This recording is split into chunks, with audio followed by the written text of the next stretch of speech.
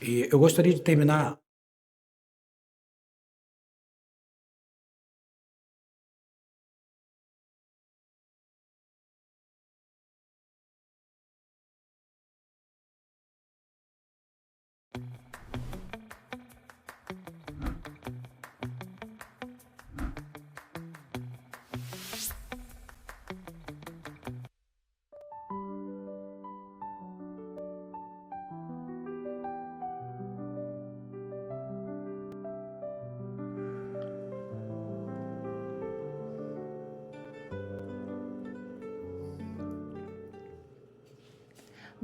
Boa noite, seja bem-vindo ao Transformando-se com Paula Alessandra. Na verdade, transformar-se é assumir a sua identidade. Enquanto estamos nos desenvolvendo como seres humanos, vamos aderindo falas, vamos acrescentando na nossa vida pensamentos que não são nossos, porque dizem. Talvez você ouviu de alguém, você não é capaz, você não pode, esse lugar aqui não é para você, você não é ninguém. E quando eu estou aqui com esse profissional excelente, que é Reinaldo Caol, que através da pintura, ele transformou a dor em arte. É um exemplo para você que está aqui hoje e irá ouvir essa história e aprender com ela. E o que eu posso dizer para você é: você não é o que aconteceu com você, mas o que você decide fazer com o que fizeram com você. Então, transformando-se com Paula Alessandra, apesar das dores, você se tornar a sua melhor versão. Fica aqui com a gente. Reinaldo, seja bem-vindo. O que você gosta mais, Reinaldo ou Caó? Na verdade, né, o meu nome é Reinaldo Carlos de Oliveira, né? CAO foi uma abreviatura, né? K de Carlos e O de Oliveira. Ah, que legal! E a acentuação foi exatamente para dar essa sonoridade KO, É. né? Então foi 1978 que eu conheci um pintor chamado Carlos Clia, né? Um pintor do Sul, Sim. que inclusive tem a Orla Esclia, aqui no Boulevard Canal, onde tem o ateliê dele. Ali eu conheci ele. Ele falou que, na verdade, eu assinava Reinaldinho, porque era como na roça, né? Eu sou rurícola, então na roça todos é conhecido por apelido, né? Não por nome, né? Sim. Propriamente dito. Então, todos me conheciam como Reinaldinho. Então, eu queria assinar Reinaldinho, quando ele falou para mim que Reinaldinho não era nome de artista. E Olha, aí, mentor sempre sabe. sim. E aí eu, né, na verdade, eu saí até aborrecido do ateliê dele, porque, na verdade, eu falei, mas quem é esse homem? Quem esse homem pensa que é para estar... Eu não tinha noção de quem era Carlos Clia, Aham. né? Mas aí uma amiga minha, chamada Ivana, inclusive tem um salão de beleza aqui na cidade de Cabo Frio, ela, na época, ela cursava arte comigo também, e ela me deu a ideia, vamos aqui trocar o seu nome, e aí nasceu o Reinaldo Caó. Então, Caó é Carlos de Oliveira, e hoje, quando alguém me chama de Reinaldo, sem o K.O., eu acho até estranho. Sério? Eu perdi meu nome. Assumiu mesmo a K.O. identidade. K.O. E é isso, né?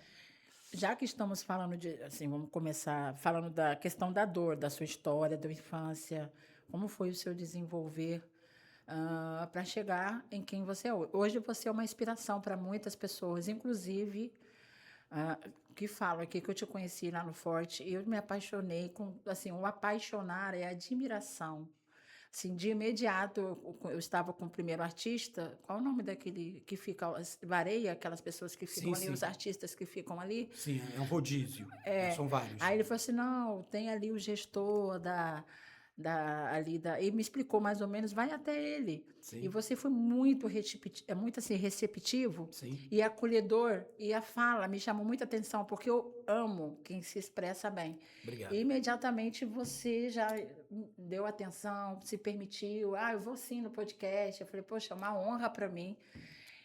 Oh, 2 meses aqui de podcast, tê-lo aqui, Sim. conheci lá o Palácio das Águias, me mostrar aquele espaço lindo, aprender com você, porque eu tenho muita humildade para aprender e ouvir a sua história. Eu quero deixar você à vontade para contar a sua história como você quer contar, com toda a liberdade. Com certeza. Eu sou oriundo da roça, sou rurícola. Eu, sinceramente, o Rurículo é a primeira vez que eu escuto. Olha só. Então, Você ouviu, filha, Rurículo? eu vim a este mundo Ah. pelas mãos de uma parteira chamada Dona Anastácia. Então, eu nasci, a minha mãe Gilda, né, era conhecida como Doninha, e meu pai Reinaldo, que é meu xará, é conhecido como Natinho. Então, eu sou filho de Natinho e de Doninha. Né? Nasci em 1966, Seu pai, então, se chama Reinaldo. Reinaldo também. Mas o seu, no caso, é filho ou Júnior? Não, é só Não, Reinaldo. não. Não tenho júnior nem filho, né? Não sei porquê, mas não tenho. E aí eu vim pelas mãos de uma parteira chamada Dona Anastácia, né? Eu fui criado, eu com 1 ano de idade, mais ou menos, a minha mãe teve um problema de saúde. e minha mãe teve que ir para o Rio para tratamento. Minha mãe ficou praticamente 4 anos, né, no Rio de Janeiro e me deixou aos cuidados da minha madrinha, Leni, que hoje ela mora lá no Retiro. E que quando eu vou no Retiro, Ela está viva até ela está hoje? viva, minha madrinha. Uma jovem de 19 anos ficou aos meus cuidados. Hoje é com muito carinho que eu vou na casa dela tomar um café, sentar na mesa, conversar com a minha madrinha Leni, com seu esposo Raimundo. Eu me sinto muito agradecido. É uma gratidão eterna de saber que aquela jovem cuidou de mim com muito carinho, com muito amor e afeição. Então ali eu fiquei 4 anos. Então quando eu comecei a falar, eu era tartamudo. Tartamudo? Me Tartamudo é explica. gago. Uhum. Gago é tartamudo. E eu comecei a Mas pronunciar, com certeza nessa época não tinha diagnóstico, né? não Hoje que tinha você tem a noção a que noção, sim, sim. Então ali eu me deparei com aquela família. sim. 1, 2, 3 anos. Então eu chamava tia Crenilda, Inha, meu padrinho, minha avó Lica. Eu embargo até minha voz para falar dessa família, porque elas me acolheram com muito Sim. garbo, né? E aí eu lembro, aí a minha mente, eu olhando pelo retrovisor da vida, Sim. eu vislumbro aquilo que aconteceu. Quando meu pai era um homem muito bom. Você tem irmãos, Carl? Tenho irmãos.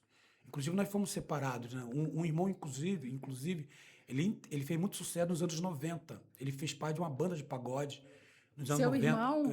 Ele foi criado no Rio por uma tia. Eu tinha 1 ano, ele tinha 2 meses. Então ele foi com a minha tia e nunca mais voltou. Sim. Ele foi criado no Rio de Janeiro e fez parte de uma banda de pagode chamado 100%. Fez muito sucesso com aquele grupo de pagode, com essa música. Como é gostoso cair no samba, no samba. Sim, sim. Então, o meu irmão, nós fomos criados separados. Então, teve essa ruptura. Então, eu creio que a minha gagueira ela foi extremamente emocional. Não tenho dúvida. Então, eu perdi o colo da minha mãe, eu perdi a ausência do meu irmão, que foi para outro lugar. Sim. E aos 4 anos, aí eu lembro, olhando pelo retrovisor da vida, quando meu pai foi me buscar. Meu pai foi me buscar e eu lembro que eu corri para trás de um paiol. Sim. E atrás desse paiol tinha um pé de urucum. Uhum. E eu tentei me esconder atrás desse pé de urucum. Meu pai me agarrou, me colocou no colo, eu bati nas costas dele e fui embora numa estrada longa, num campo. E aí a família ficou chorando, me vendo ir embora e chorando também. Então ali tanto ficou chorando Essas pessoas que essas pessoas que que me te criaram auxiliaram. aos 4 anos. Então para mim foi uma perda. Sim. Por isso que a minha gagueira era uma gagueira emocional.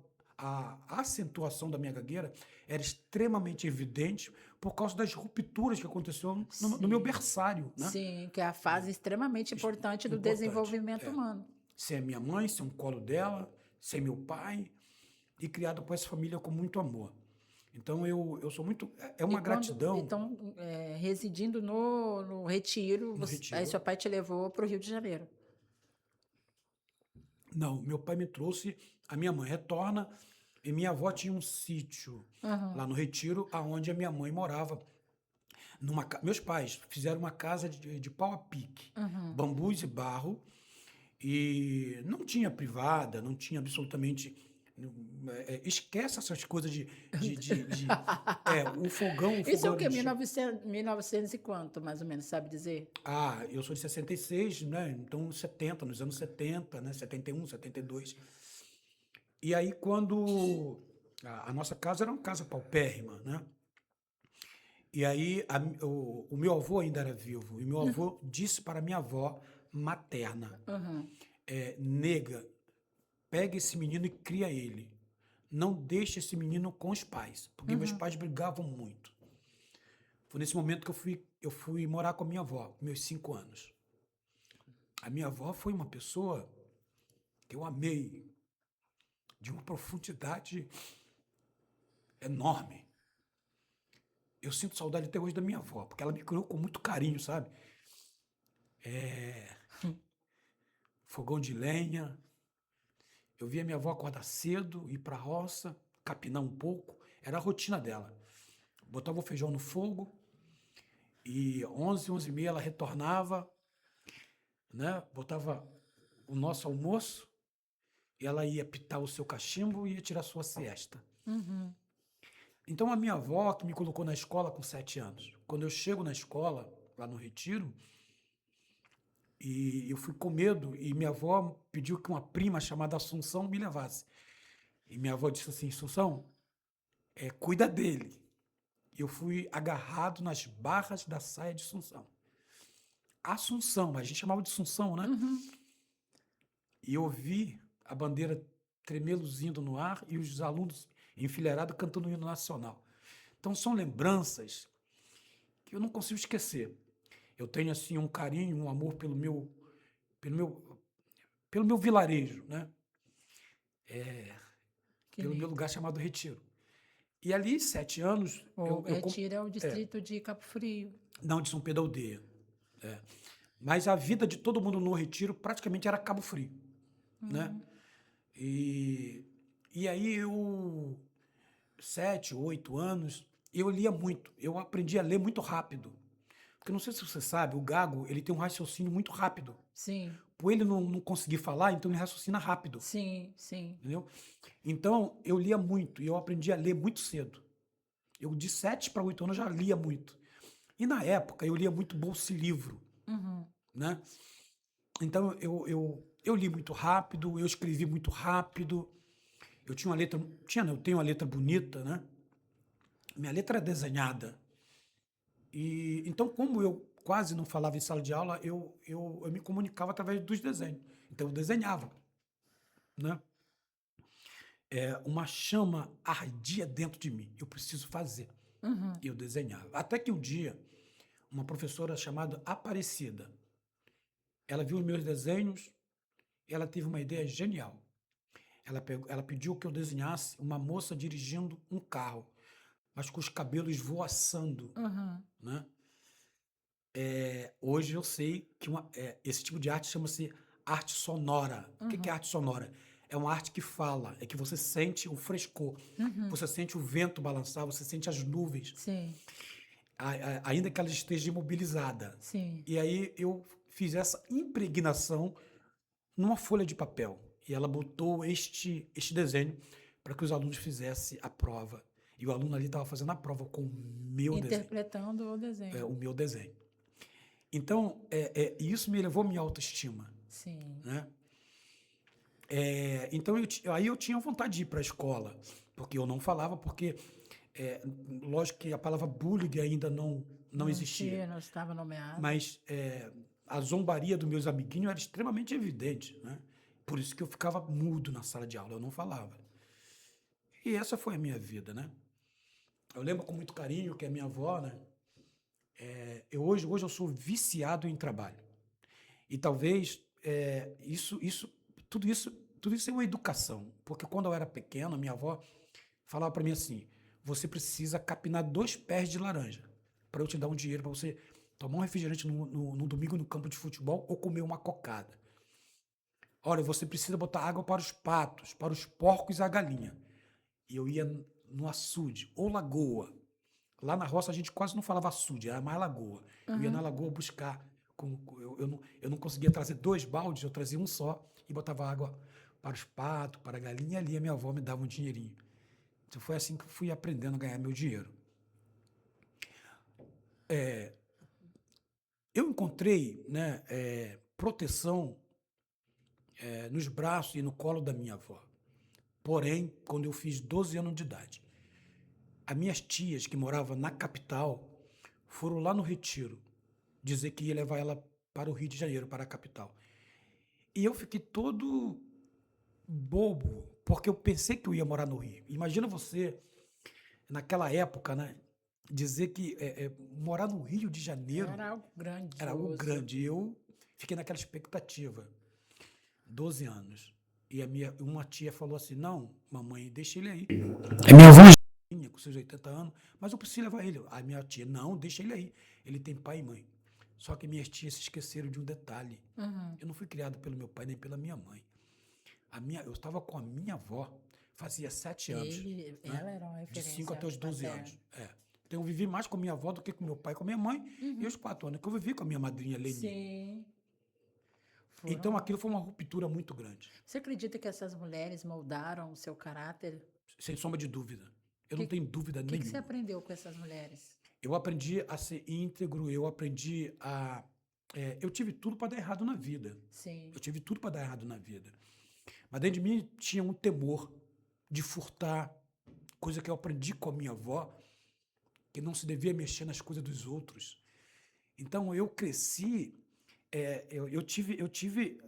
foi lá no berço, né, é que eu aprendi essas coisas. No momento que você está de 11 a 12, 13 anos, é o momento de formação do caráter. sim, E eu tive esse início de caráter com a minha avó. sim. Eu aprendi muito com a minha avó, educação. A minha avó era uma semi-analfabeta, mas me criou com muito, sabe, com muito dedicação. Eu me emociono falar da minha avó. Parabéns. Foi a minha mãe. E sua mãe, como que foi desenvolvido o seu relacionamento com ela nessa história, já que a sua madrinha, a sua avó, essas tias tiveram grandes influências na sua vida, e como que você conseguiu se reconectar? Foi feita essa reconexão com a sua mãe? A minha mãe, por incrível que pareça, né, a minha mãe tem quase 2 anos que ela faleceu. E eu lembro que agora, né, porque eu não fui criado com minha mãe. Então, Sim. e eu lembro que eu trocando a fralda dela, agora no final da vida dela, Sério? Que eu disse para lindo. ela assim, mamãe, eu te amo. Uau. E ela nunca, eu não me lembro nunca do colo da minha mãe. Eu não tenho lembrança. Mas eu tenho lembrança do colo do meu pai. Que legal. Da minha mãe eu não tenho. Então, O seu pai era tão presente na sua vida, no sentido m- de meu, saber como você está. meu pai não era tão presente, mas eu desenvolvi um amor pelo meu pai muito grande. Meu pai, ele infelizmente perdeu-se no alcoolismo da vida. Eu nunca ouvi ninguém falar mal do meu pai. Eu acho que isso aflorou a minha admiração por ele. Sim. Porque todo mundo que falava do meu pai falava assim, falava bem do meu pai. Eu queria encontrar alguém que falasse assim, seu pai não... Nunca ninguém falou isso. Sim. Então, eu acho que isso fez com que eu gerasse um carinho por ele, sabe? É tão grande. Tanto é que quando ele morreu, eu sofri muito. Né? Até hoje eu sinto a falta dele. Nossos pais, não digo determinação, mas eles influenciam quem somos. 25% de quem somos é Sim. pai, outros 25% mãe, Sim, e os sim. outros 50% é a sociedade. Sim. Então já é comprovado até pela epigenética que temos essa capacidade de herdar dos pais, tanto sentimentos e comportamentos, mas toda regra é uma exceção.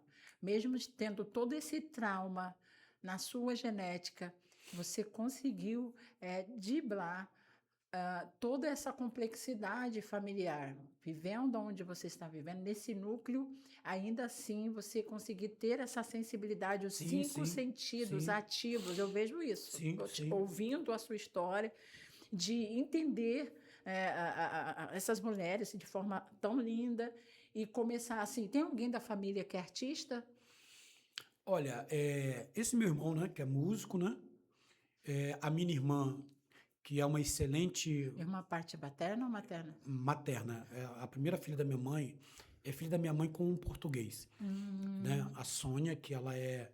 A Sônia, ela não tem formação, ela não é estilista, mas ela é uma costureira de alta costura, Sim. né?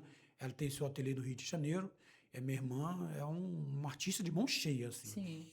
Então, e a minha mãe, quando alguém me pergunta se teve algum artista, a minha mãe, ela tinha uma forte...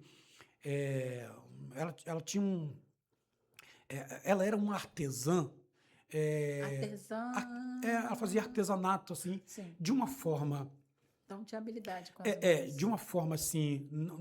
Ela não explorou isso. Sim. Mas a gente via que ela fazia suas coisas, né, manuais de uma forma muito assim, não tão profissional, mas quando alguém me pergunta, eu vejo que eu acho que puxei isso aí. Não né? tenho dúvida, não sim, tenho sim, dúvida, sim. porque aquilo que os nossos pais Sim. não conseguem desenvolver, por Sim, medos, por culpas, por receios. Os sim, filhos, eles dão essa continuidade sim, para dar pertencimento, sim, voz a essas pessoas que não puderam viver sim. o que nós vivemos. Eu amo estudar os nossos ancestrais porque eles viveram o que nós não vivemos, né? Hoje, para Uhum. estarmos aqui, eles desbravaram Sim, muito com chão. certeza, Poxa, sem sombra de dúvida. por exemplo, minha mãe é alcoólatra, meu pai, usuário, então, sou paulista, uma família assim, com muita dor, muita carga, muito sofrimento, e ainda assim eu decidi não ser como a minha família. Então, hoje, dentre as mulheres, eu sou a representação eu tirei minha habilitação, eu me formei, e muitas Uhum. mulheres não puderam fazer isso. Inclusive, minha mãe era analfabeta. Sim, Inclusive, eu lancei o programa fazendo uma homenagem à minha mãe. Eu não tenho dúvida que eu estou aqui sendo continuidade do que ela não viveu. Então, eu uhum. acredito, Cal, que você é a continuidade do que a sua mãe não Sim, pôde viver. Ela não superou a dor, mas é, você pôde superar a dor por sim, ela. sim. Faz sentido? Sim, hoje, inclusive, eu estava conversando com meu filho de 14 anos, né? Falando para ele sobre a nossa ancestralidade, né? Porque, e falei sobre o Luiz Gama, né? Que foi um abolicionista, né? Uhum. Ele foi vendido pelo pai, que houve, né, a revolta dos malês na Bahia, a mãe dele teve que Repete fugir. novamente o nome. O Luiz Gama, o Luiz Gama, ele foi vendido pelo pai. A mãe deixou ele cuidar do pai. O pai era dono de uma fazenda de café na Mas é Bahia, da nossa região, daqui. na Bahia. Uhum. E ele foi vendido para um fazendeiro em São Paulo. Sim. Aos 17 anos, Uhum. o Luiz Gama torna-se rábula. O que é rábula? Rábula é um advogado sem formação acadêmica. Uhum. E o Luiz Gama, tanto é que ele é reconhecido pela OAB, né, como advogado, Sim. porque ele conseguiu libertar, antes da princesa Isabel assinar a Lei Áurea, ele conseguiu libertar mais de 500 escravizados. Sim. Né? Quando a gente fala escravo, o escravo é aquele que trabalha voluntário. Então, Sim. os meus ancestrais não trabalharam voluntariamente. Eles Sim. não são Foram escravos. E obrigados. foram Você obrigados. descobriu, assim, a sua origem Eles foram. genética de Não, ancestrais, não, não? eu não fiz ainda não. Pretendo até fazer. Então, o Luiz Gama, assim como José do Patrocínio e tantos outros, foi abolicionista. Então, Aham. não foi graças à princesa Isabel, como algumas pessoas apregoam. Sim. Eu já ouvi falar É, sobre. houve uma forte pressão dos abolicionistas para que ela assinasse a Lei Áurea. E a Lei Sim. Áurea foi assinada. Entendeu? Então, eu falo para meu filho que hoje eu sou um artista, porque, na verdade, hoje eu tenho liberdade de fazer. Tem liberdade. Muitos ancestrais meus morreram sem saber o que eles eram. Exatamente. E com certeza eram Morreram sem saber o que eram. artísticos, não tenho dúvida. Quantos músicos, quantos escritores, quantos advogados, Você quantos se engenheiros. nomeia como escritor, Exato. palestrante, Sim. o que mais? Eu, É. então, sou professor de arte, né? Eu sou um poeta amador, né? Aí quando fala de poesia, é um sorriso. Eu sou um poeta amador, né? Então, porque viver de literatura nesse país é muito difícil, né? Sim, Então, a, a pintura me deu retorno, né? sim. Me deu um retorno mais rápido. Por isso que hoje, quando se fala em KO, é o pintor, é o artista Pintor, plástico, artista plástico. né? Então, essa liberdade que nós temos hoje, né, de poder fazer, é tudo que eu quero, né? Viver num país democrático onde eu posso fazer, onde eu Sim, posso, né? Então, eu explicando para meu filho hoje de 14 anos, né, sobre isso e falando para ele assim, ó, estuda, sim, tá? Pega o exemplo do teu pai, tá? Eu precisei correr atrás, né, para conseguir. E foi com muito esforço. Quando eu conto a minha história sem vitimismo, né? sim, Sem essa coisa do claro. coitadinho. Eu me Sim. considero um vencedor. Não, não tenho Um dúvida. vencedor. Agora, para a gente encerrar essa primeira parte, deixar a mensagem para as pessoas, que eu vou entrar no intervalo agora e vamos Uhum. voltar falando do artista. Sim, Você falou a primeira parte, a sua infância. Aí eu vou mostrar para vocês os quadros, vamos falar. Sou sim, leiga totalmente sim. em obras de arte. Então eu peço desculpas pela reikice, mas olha, ouvindo, você já se torna amante das artes, porque você fala com propriedade. É lindo. Você não está falando de teorias. sim, E é notório que não é uma linguística para se apresentar, mas sim realmente é uma vivência pessoal. As obras, as tuas obras são uma extensão. Então, eu vejo verdade na sua fala, eu vejo que realmente você se emociona de ser um homem que você se tornou, apesar de todas as dificuldades, mas que ainda vai viver muitas coisas, né? sim, Sempre sim. estamos aprendendo. E eu gostaria que você deixasse, assim, dessa primeira parte, a mensagem para este que está nos ouvindo, esse jovem, essa criança que não tem expectativa, que a nomenclatura é preto, né? Porque cada hora Sim, muda, sim, preto, sim, gago, passando por bullying, ou sim, pais, né, que deixaram, todo esse sofrimento de um lar, assim, quando eu digo disfuncional, você já pode imaginar o que é essa casa dessa criança que está impossibilitada de sonhar, de ser, são limitadas.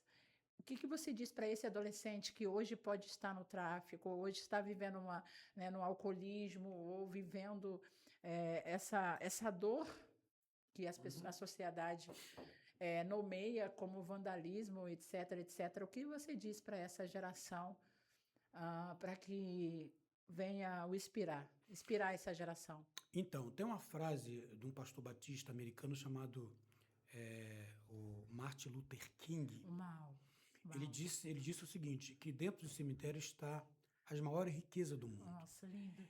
E eu acho que ele queria dizer exatamente isso. Que riqueza é essa que está dentro do cemitério? São os jovens, os Uau. adolescentes que morreram sem saber que era um engenheiro, que era um médico, que Sim. era, né? Nem todo mundo são os irmãos Rebouças, né? Que encontrou apoio, né? No imperador. Então a gente precisa ter um apoio, acreditar. Sim. Então eu costumo dizer que dentro do cemitério do Jardim Esperança aqui próximo tá cheio de meninos que morreram sem saber que ele podia ser um grande poeta, um grande Pode artista, gravar um isso, grande filho. pintor, um grande médico, um grande engenheiro, entendeu? Ele precisa acreditar. Você precisa sonhar, Uau. porque eu sonhei ser um pintor e eu recebi muitas palavras ao contrário. Muitos diziam que eu não ia chegar. Muitos riram para mim, dizendo assim: ah, você quer ser um pintor, quer ser um artista? E eu ali, eu tentei, eu persisti. Ou seja, então, o recado que eu tenho para você é que você precisa acreditar em você. Para de vitimismo, botar a culpa nos pais, botar a culpa em fulano, cicano ou bertano. Você precisa entender que tudo depende de você. Uau. Você precisa Exatamente. acreditar em você. Eu preciso acreditar em E mim. você sempre acreditou É, em você, apesar de sim, todas as sim. As adversidades? adversidades, né? É, e tem um período da minha vida que eu fui morar com meu pai. Hum, Quando a minha avó foi embora, eu morei um período com meu pai. É um casebre que, inclusive, encontra-se lá no Retiro, ao lado do Campo do Oriente. Eu morei com meu pai ali. Hoje está em ruínas. Aquela casa foi do meu avô, Neco Preto. E o meu pai, eu morei com meu pai ali e eu não aceitava a miséria. não, Eu Cauã. olhava para as panelas empretecidas, eu olhava o fogão de lenha, sabe? Sem ter nada para comer. Eu lembro que um dia meu pai, era um final de tarde, e no fundo da casa do meu avô tinha uma casa de farinha. A casa de farinha já estava já não existia mais. E meu pai estava assim na porta, o sol estava declinando, por trás dos pés de bananeira. E eu na outra porta olhando para meu pai cantava uma música baixinho. Bem que eu me lembro daquele teus olhos tristonho, até me dá vontade de chorar. Meu pai cantava, eu olhava para meu pai e falava assim. E ali eu fiquei com pena do meu pai, sabe? Que não é um sentimento legal, você sentir Não. pena de alguém. E eu falei assim, poxa, eu preciso ir pra rua. E foi aí que eu vim para Cabo Frio, Sério? tentar minha sorte aqui na cidade de Cabo Frio.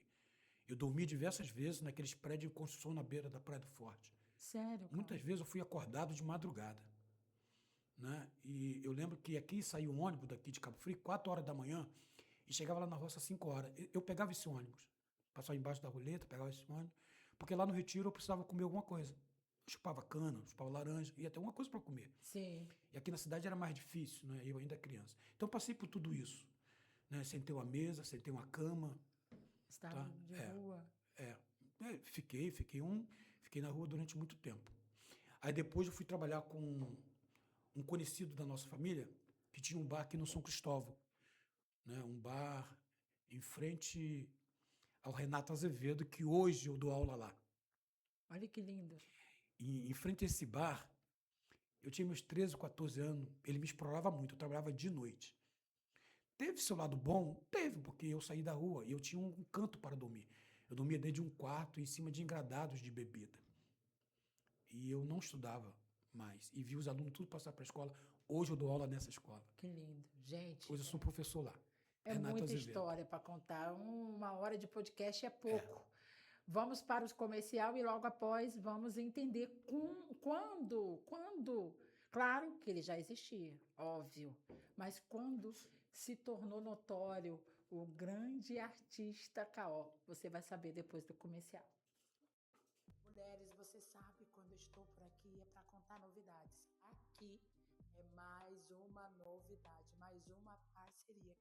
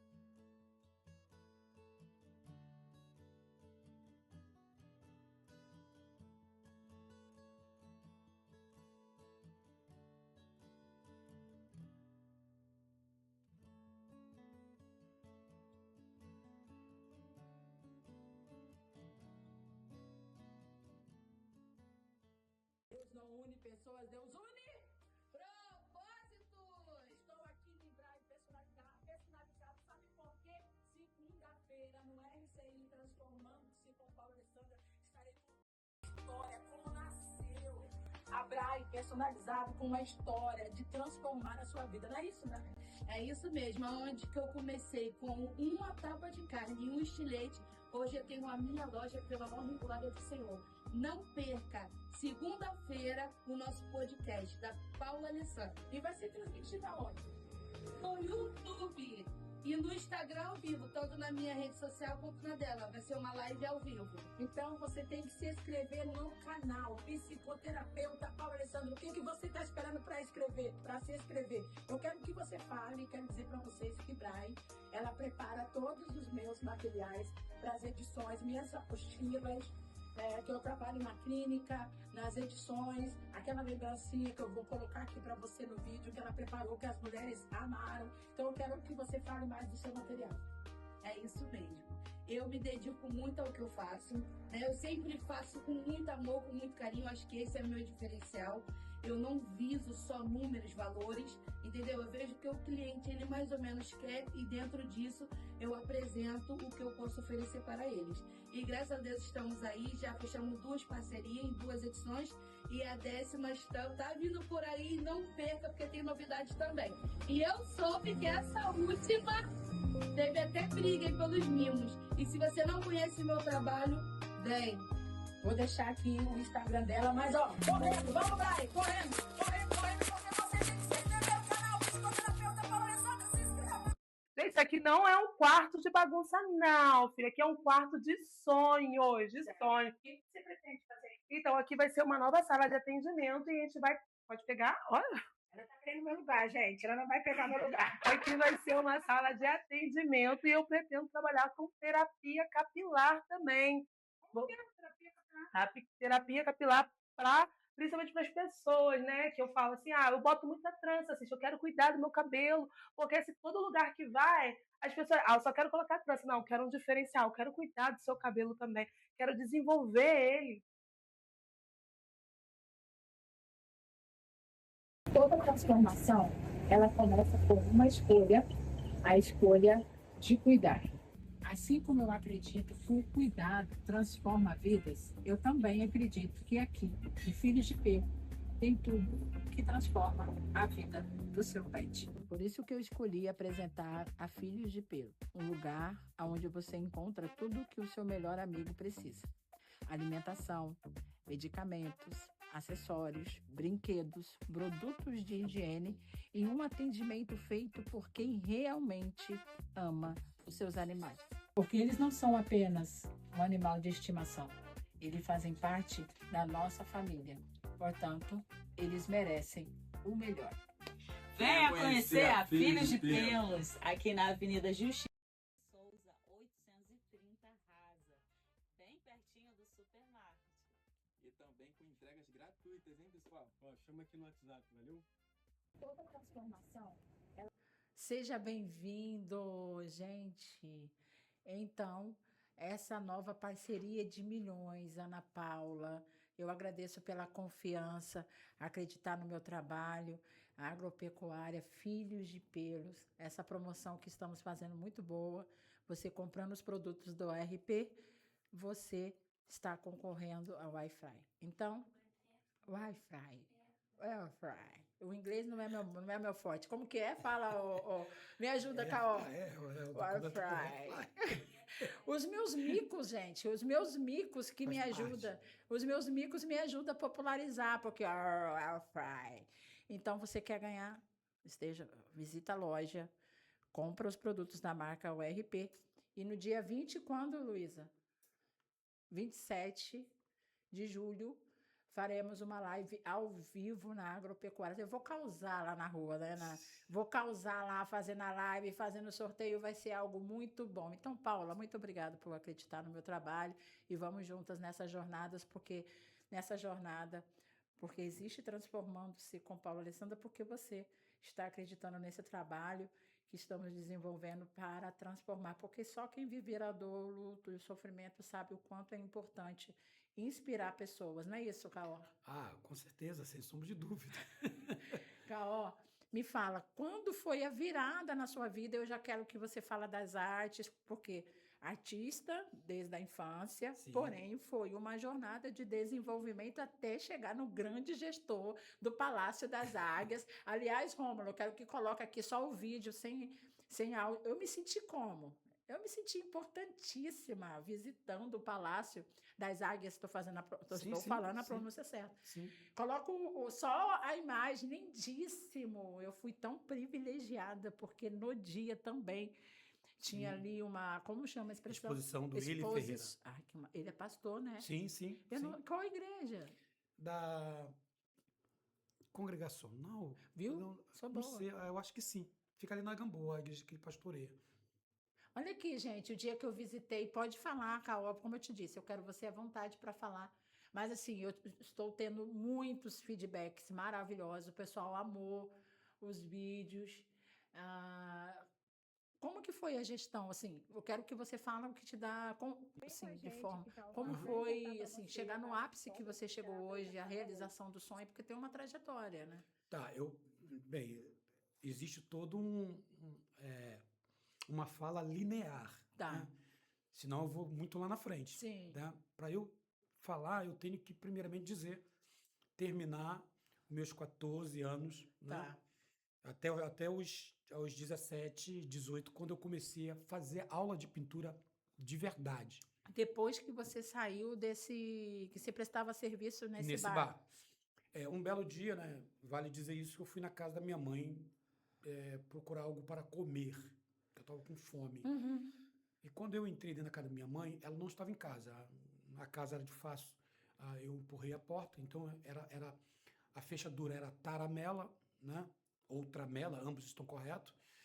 E eu forcei a porta, não consegui, a janela abriu, eu entrei dentro de casa e fui ali comer um biju, tapioca, para matar minha fome.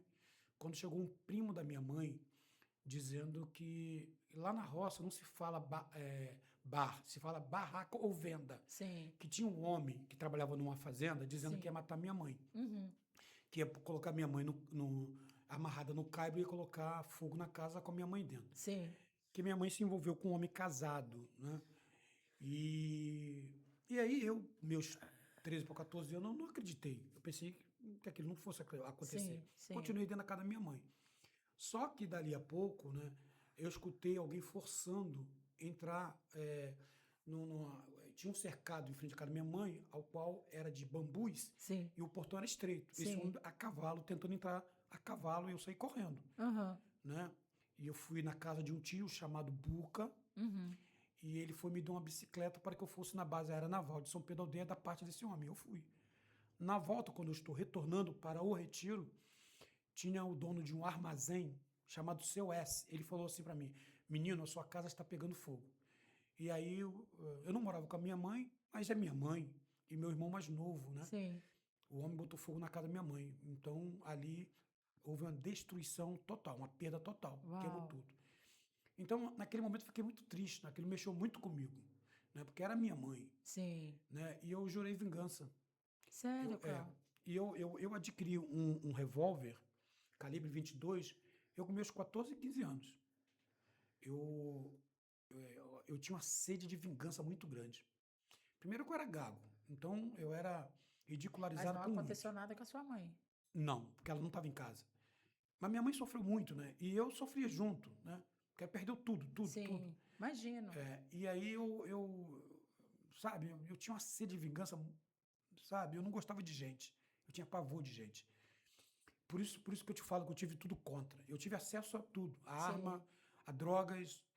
Só que por isso que tem um documentário no YouTube chamado Vivências, que eu conto que eu troquei o revólver pelo pincel. A minha história é um fato. Por isso que eu costumo dizer, sem vitimismo, né? Quando eu dou palestra nas escolas, principalmente em escola pública, Sim. os alunos estão diante de alguém preto, pobre, que saiu da roça, filho de pai separado, viveu na rua. Sim. Então eu tive tudo contra. Eu tive Exatamente. exatamente tudo contra. Sim. E eu venci Sim. as barreiras da vida. Então a minha história é história de superação. Total. Total. Eu não sou Portinari, que nasceu em berço de ouro, nem Tarsila do Amaral. Um dia desse, o esposo de uma médica, que é meu amigo, ele disse assim: ah, calma, mas Portinari também nasceu na roça. Eu falei assim: que bela roça que Portinari nasceu, numa fazenda de café, ao qual o pai dele tinha diversos funcionários. Então, e ele viajava para Paris, né, Para estudar para arte. estudar. Vivia na alta sociedade paulistana, tá? Então, há uma diferença muito Você grande. considera a arte como algo elitizado? Sim, mas com certeza. Apesar que se popularizou muito, né, e essa popularização caiu muito em qualidade. Tanto é que hoje é difícil você encontrar uma tela de boa qualidade no mercado para vender. Uma Sério? tela profissional, sim. Eu, por exemplo, e muitos outros artistas, nós fabricamos a nossa própria tela. Porque hoje, Sério, enfim, Carl? sério, sério. Porque, na verdade, nos anos 80, as feiras de arte se popularizaram muito. Então se vendia muito quadro na rua. Então a tinta óleo ela demora a secar. Sim. Inventaram um tal de secante de cobalto, que na verdade é um veneno, porque Sim. ele acelera a secagem da tinta. Sim. E esse aceleramento não faz bem para a pintura. Sim. As pessoas querem pintar, não. O quadro, pasmem, um quadro a óleo, ele demora cerca de 20 a 30 anos para secar totalmente. Sério? Ele para. Esse aí é óleo? É óleo. Ele para de ficar pegajoso. Tá. Mas existe uma maturação pictórica. Sim. Quando ele estala, quando ele quebra, que nós chamamos de fendilhamento, Aham. tá? Quando ele racha, todos os quadros famosos, a Ronda Noturna do Rembrandt, os girassóis do Van Gogh, as meninas de Renoir, tá? Enfim, todos os quadros famosos, o Abapuru, estão craquelados. Craquela, quebra. O que faz com que eles não caiam, a pintura, só a envernização. Estão envernizados. Todos os quadros estão totalmente... Porque é o momento que eles secaram. Sim. Imagina você um ramo de uma planta. Sim. Quando ela está verde, ela não quebra, mas quando ela está seca, ela Sim. quebra com facilidade. Sim. Então o quadro, com o tempo, ele Esses quebra. quadros seus tem quanto tempo? Esse daqui, esses dois que eu trouxe, né? Esse aqui eu pintei agora no forte. Ai, tá lindo, gente. Esse aqui eu pintei em Sintra, né? Esse de cima é Sintra.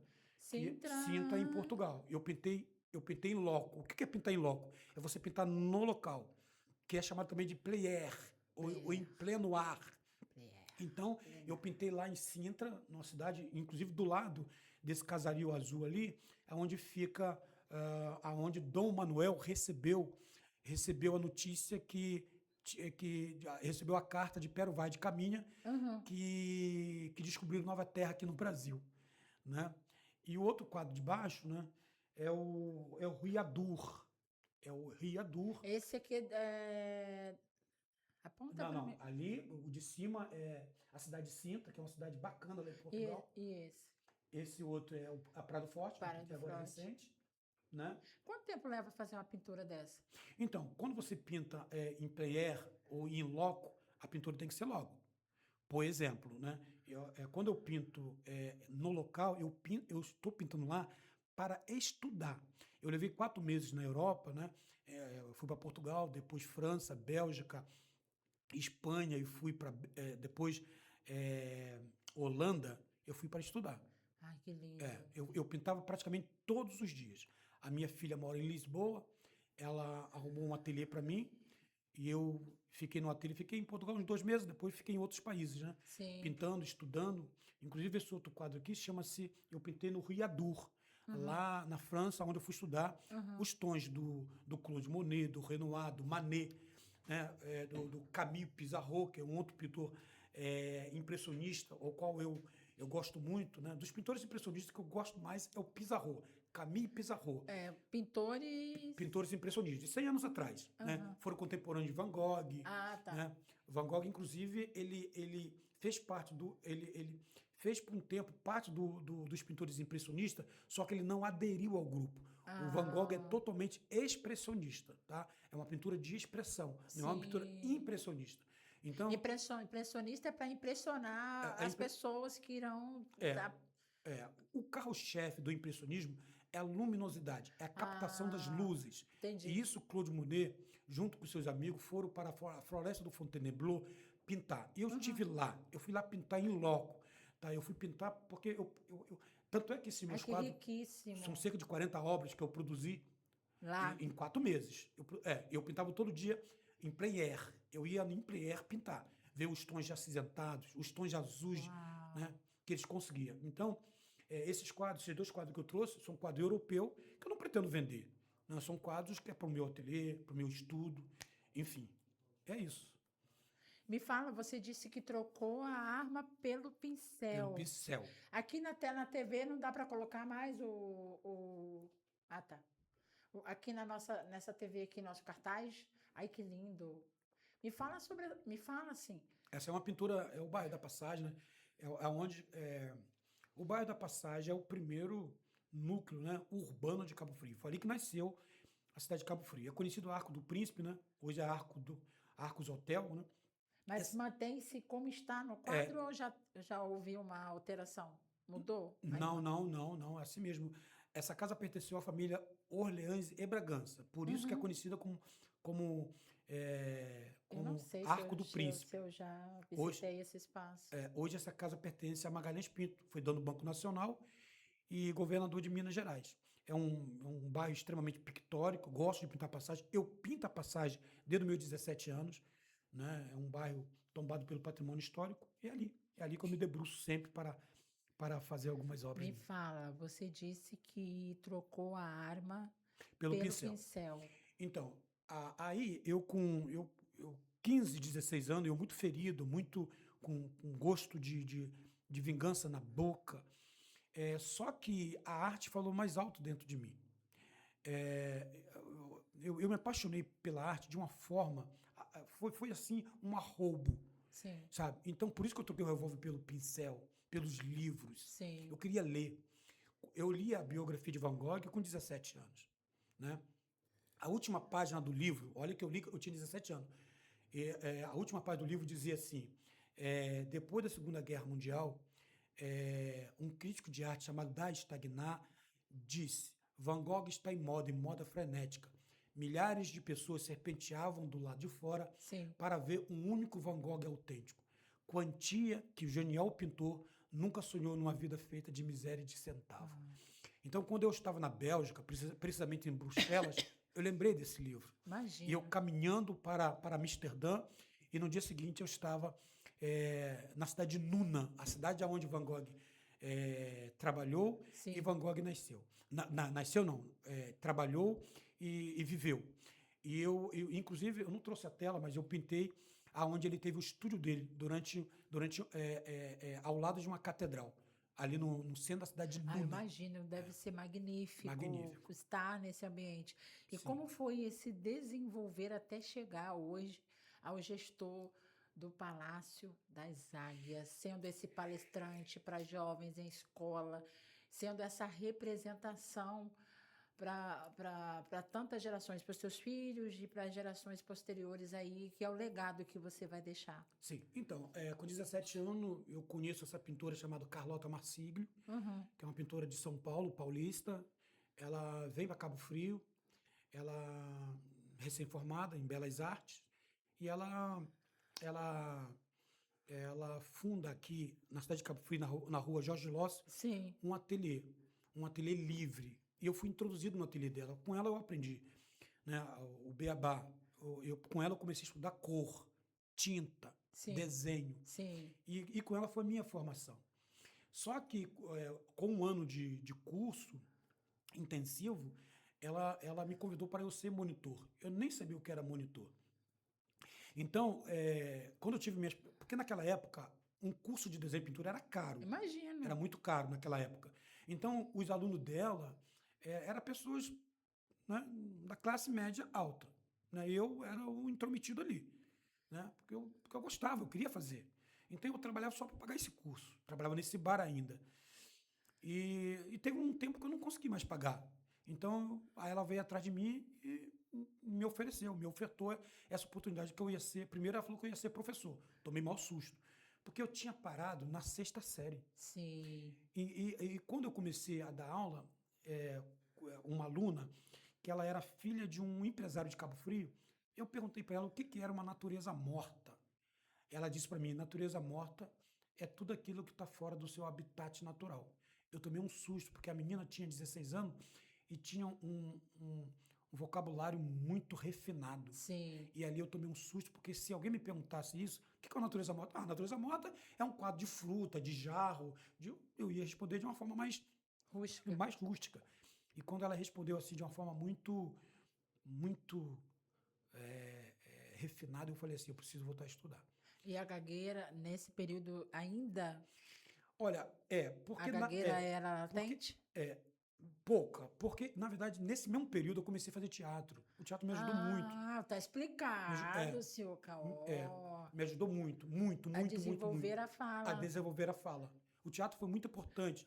Por isso que eu falo, todas as artes se correlacionam. Sim. Seja música, dança, Então pintura, você fez desenho. arte, Fiz. artes plásticas. Fiz. E aí isso me ajudou muito, né? Na minha formação, voltei a estudar e graças a Deus, em 1984, fiz minha primeira exposição coletiva. Qual ano? 84. E de lá para cá nunca mais parei. Parabéns. Parabéns. Só mais... Eu perdi a conta de quantas exposições eu fiz. E alunos, assim? Alunos são... Vários. Inúmeros. Inúmeros alunos. Hoje eu tenho alunos famosos. Né? Sério? O Ian Salamente é um aluno que agora recente expôs em Paris, expôs agora recente, estava expondo também em Milão. Eu tenho um outro aluno que é patrocinado pela Heineken, que é o Fessal. Então, eu tenho alunos que, né, que voaram. E eu fico hoje feliz você disso. administra o Palácio das Águias. Como que foi essa que claro, é um marco, acredito eu, dessa expansão, que hoje você está no Forte... São Mateus. Eu sou curador do Forte São Mateus. Olha... Curador? O curador é responsável, ele que cuida das obras, ele tem que ter um conhecimento de história da arte, ele tem que ter um conhecimento de... Entendi. Então... Por esse motivo você tem tanta... O conhecimento artístico é necessário no curador. Minimamente. Ele conhecer a história da arte, ele conhecer... Então, a sua função lá No Forte é essa, eu sou curador. E aqui no Palácio das Águias, além de curador, né, o artista que expõe no Palácio pode ter a sua curadoria? Pode. Mas antes, a verificação passa por meus olhos. Eu verifico. Sério? Isso. Todas as exposições que acontecem lá tem que passar pelo meu crivo. Eu fico muito feliz assim com o secretário de Cultura, que é o Carlão, e também o prefeito da cidade, juntamente com o secretário de Cultura, que me deu essa possibilidade de fazer aquilo que eu sei fazer. Sim. Não olharam para minha etnia, para minha posição social, para minha pele, né, para minha raça, olharam para o conhecimento do CAO. Então hoje, Você é uma enciclopédia ambulante. hoje eu, graças a Deus, agradeço a Deus mesmo, porque eu acho que uma coisa, a minha conquista, ela partiu da humildade, né? Concordo. E respeito às pessoas. Eu respeito todo tipo de arte, até arte que eu não gosto. O curador precisa ter esse respeito com qualquer artista, com qualquer rabisco, com qualquer tipo de arte. Sim. Tá? Hoje, graças a Deus, hoje eu sou, além de pintor, eu sou colecionador. Eu tenho obra de outros artistas. Tá? Então, eu me sinto um privilegiado de ter tantas obras comigo, tá? No meu ateliê. O seu ateliê fica onde? Meu ateliê fica aqui no bairro das Palmeiras, na Rua Fortaleza 98, onde também eu ministro aula de desenho e pintura. Sério? Sério. Como é que eu vou conhecer esse espaço? Tem que ir lá no ateliê conhecer. Que lindo! Precisa ir lá. Um espaço bacana, onde finais de semana a gente faz lá Lá que o prefeito conheceu suas obras. ele foi lá fazer uma encomenda de um retrato dele, da esposa que faleceu, né?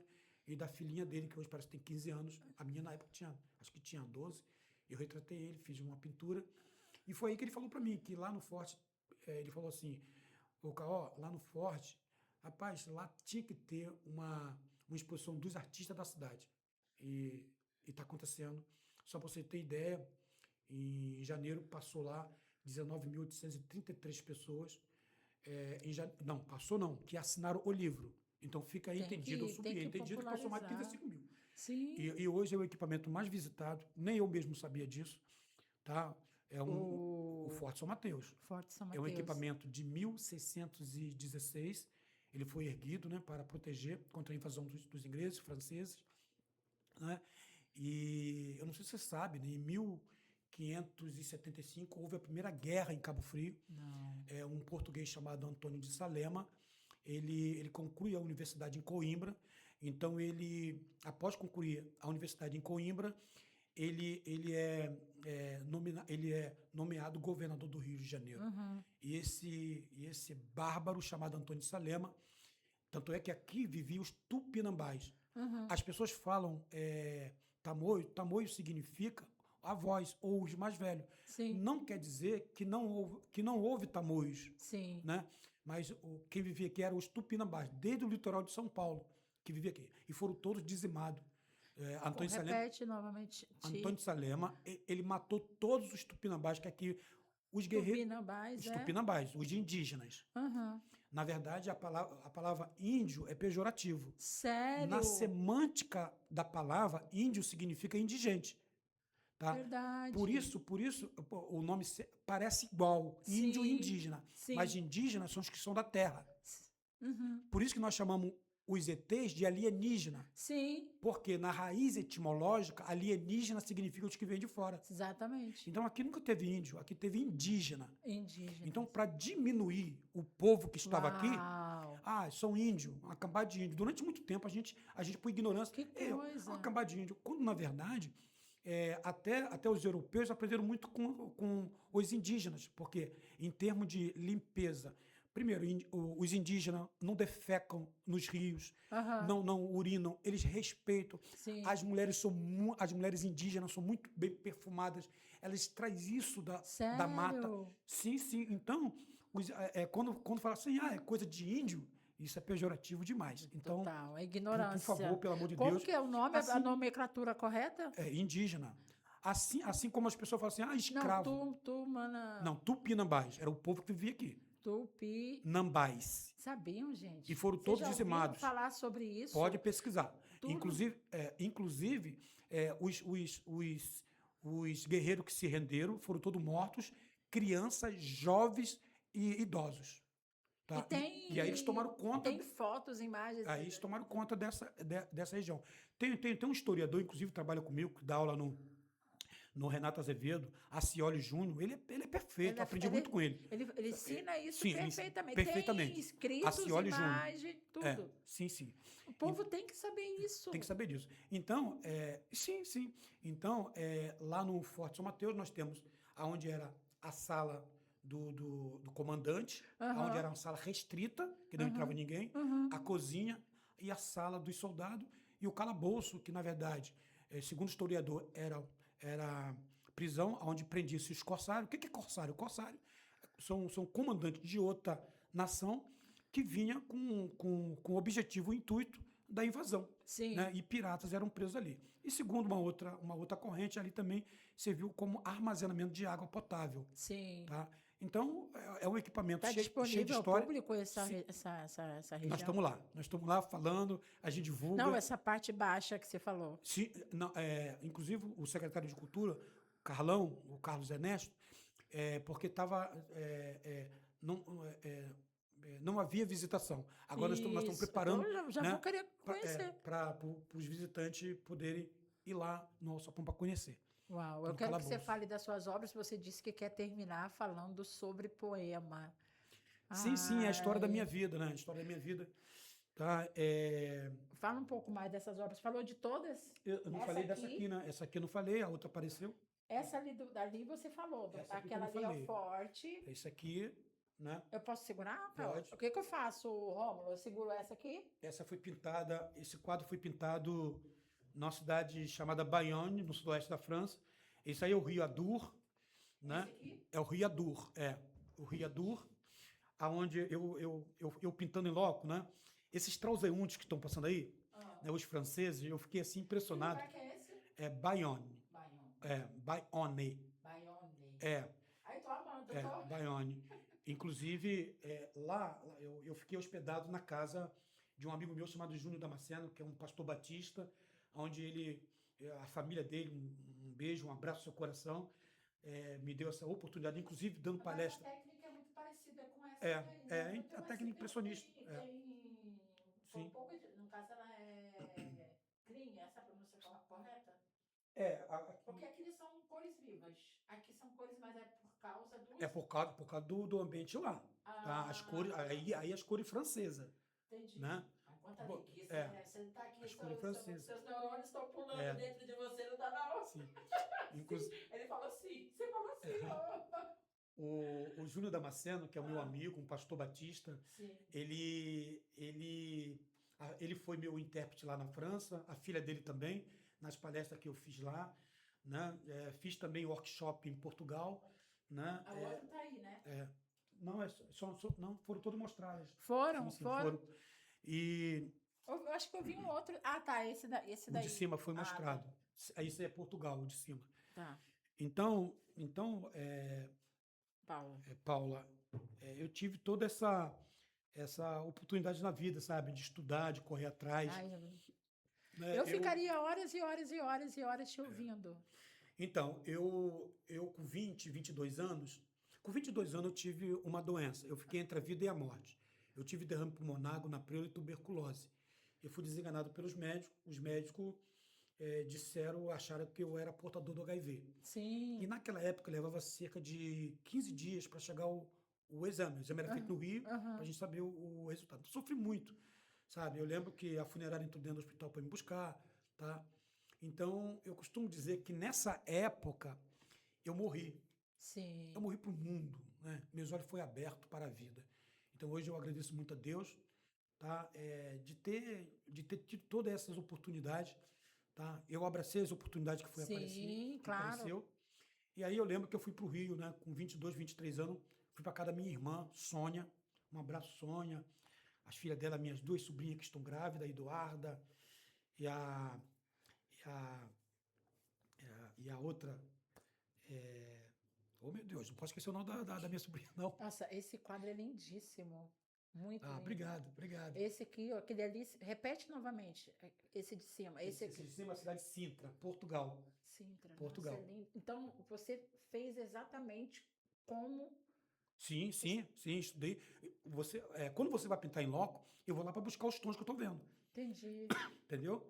É muito detalhe, é muito Aham. detalhista, as pessoas passando, as coisas, ali uma igreja, pelo que eu entendi, aqui o Sim, sim. casebre. Uhum. Essa parte aqui, aquele canto ali, é casas também ou é um tipo um muro de pedra naquela parte ali? Aqui, essa parte aqui, É. é um porção de comércio. Inclusive, ali tem uma doceria desde a época de Dom Manuel, que eu fui lá comer uns docinhos. Ah, É, Caó, né? imagine É. alguém que nasceu no Retiro, Sim, sim. São Pedro da Aldeia, Aham. visitar esses países, aprender Sim, sim. culturalmente.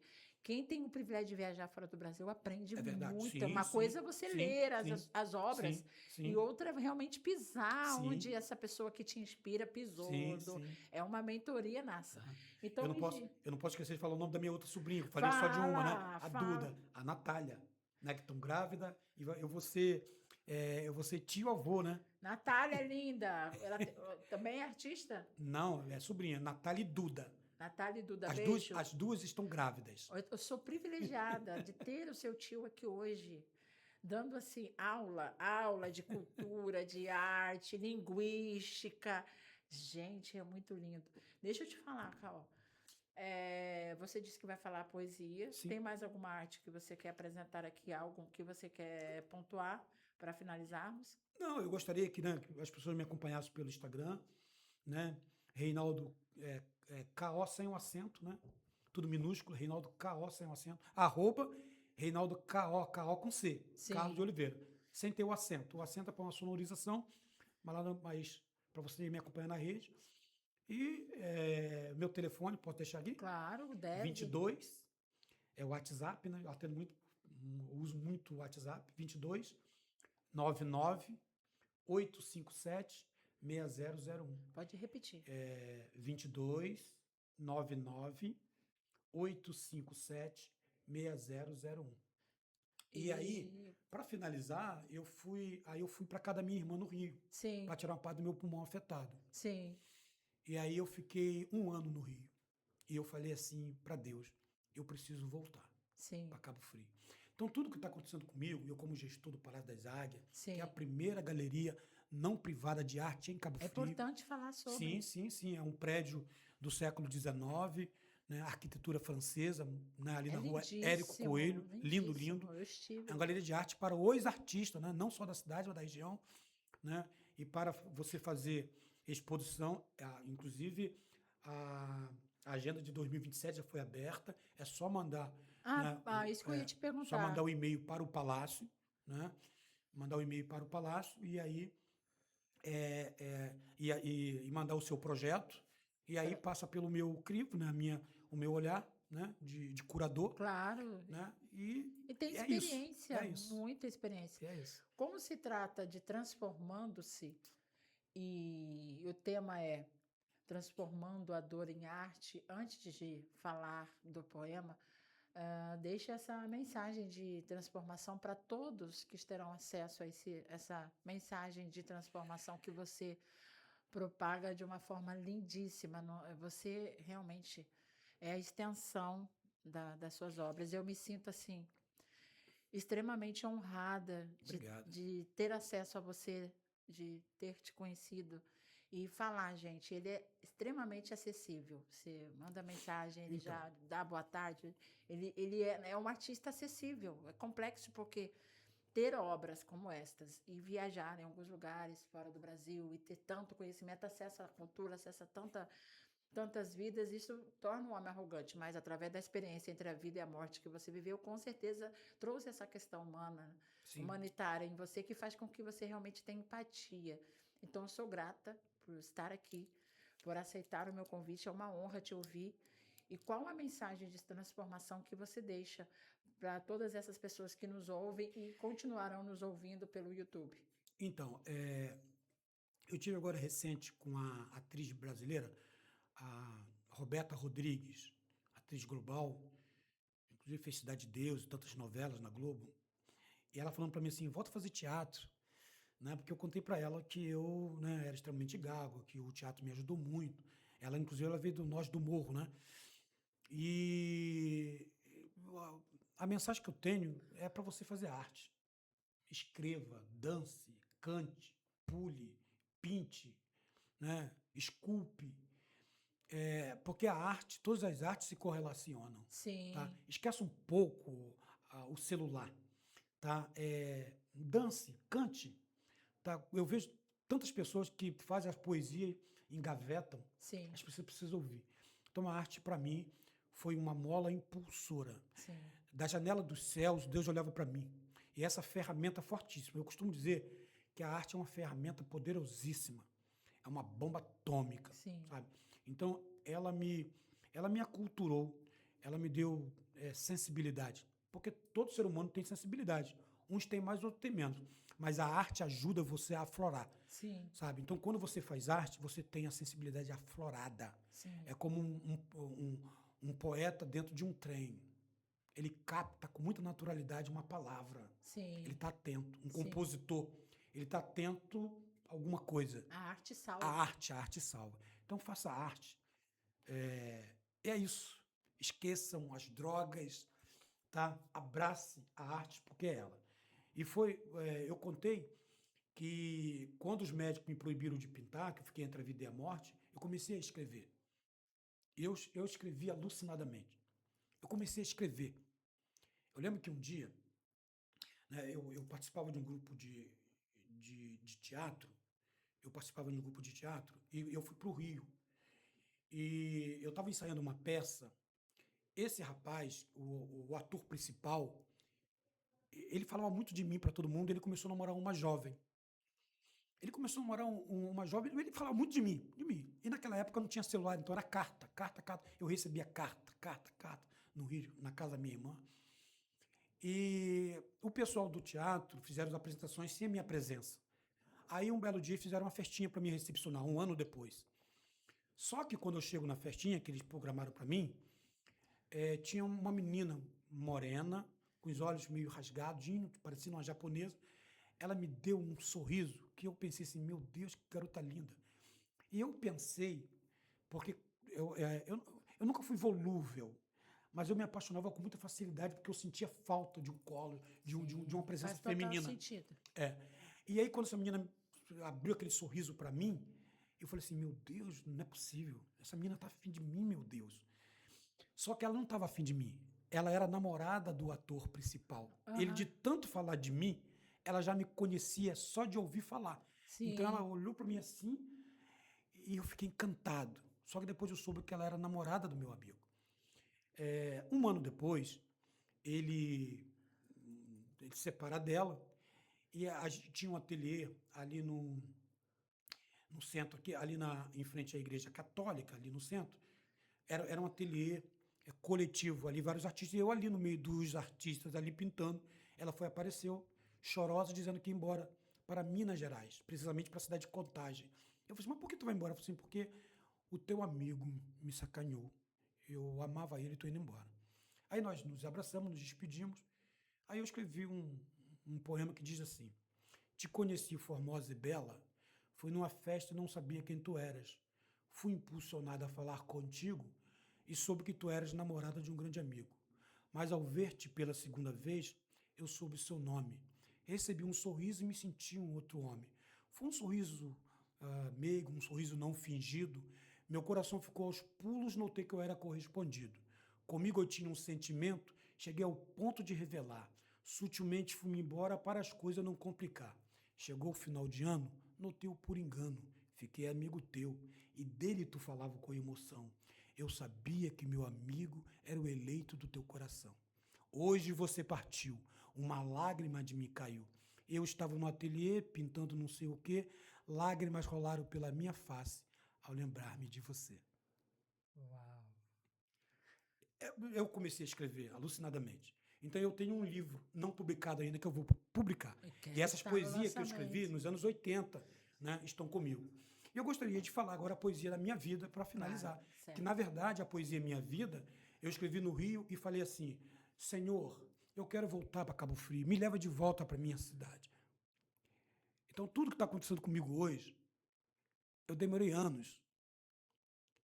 E eu, na casa da minha irmã, ela ainda não tinha essas duas filhas dela. Eu me ajoelhei e falei assim, Deus, me dá uma poesia da minha vida. Então, eu comecei a escrever. Diz um velho ditado, a melhor fase da vida é a infância. Eu, quando criança, não guardo boa lembrança da infância. Choro, tristeza, amargura. A minha casa pegando fogo. A vida é cheia de jogo. E nesse sofrimento longo e difícil, onde tudo que por mim passavam, eu tentava transmitir um sorriso. Não por desprezo mais, por tristeza. Em suas palavras, eu não via verdade. Em seus sorrisos, eu não sentia sinceridade. Então, o que fazer? Eu morava com minha avó, mas agora estou só. Chorei, lutei, me virei e pensei. E foi pensando, pensando e pensando que me tornei adulto. Às vezes, assistindo a um culto. Na hora do apelo, eu ficava oculto. Caí no mundo, me tornei ator, diretor, pintor, conheci o amor, mas o amor acabou causando uma grande dor. Jesus é a solução no seu coração. Assim os cristãos diziam. Eu entendia, mas não queria, por isso eu sofria. Eu me prostituía, bebia, me divertia, mas era falsa alegria. Digo isso com emoção, com palavras simples, mas que saíram do meu coração. Trabalhava de garçom, eu, alto, magro, à noite era para beber um trago. Nos lábios, um sorriso largo, amargo. De manhã, mente confusa, ressaca, desiludido, carente, sofrido. Caí doente como um animal inocente. Cadê os amigos que gritavam caó, caó, caó? Eu agora estou só. Muitos estão contentes querendo me ver como indigente, mas nunca fui diferente. Posso ser João ou Sebastião. Pouco importa. Sou feliz e ganhei o troféu da libertação. Hoje eu grito para o mundo, vaidade por vaidade, tudo é vaidade, mas só Cristo é a verdade. Amém, Senhor. Ai, que falar depois desse poema. Até a próxima segunda-feira, transformando-se com Paulo Alessandra, com convidados, contando histórias de transformação. Até a próxima segunda.